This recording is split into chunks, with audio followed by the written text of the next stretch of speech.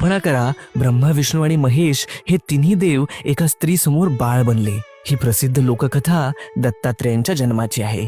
अत्री ऋषी आणि त्यांची पत्नी अनुसया दोघेही महान तपस्वी. अनुसयेचे पतिव्रत्य इतके प्रचंड की त्रिलोकात त्याची चर्चा.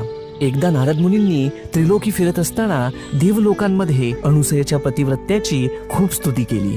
ती स्तुती ऐकून देवी सरस्वती, लक्ष्मी आणि पार्वती यांना मत्सर वाटू लागला. आमच्यापेक्षा कोणी श्रेष्ठ? त्यांनी आपल्या पतींना भाग पाडलं की जाऊन अनुसयेची परीक्षा घ्या.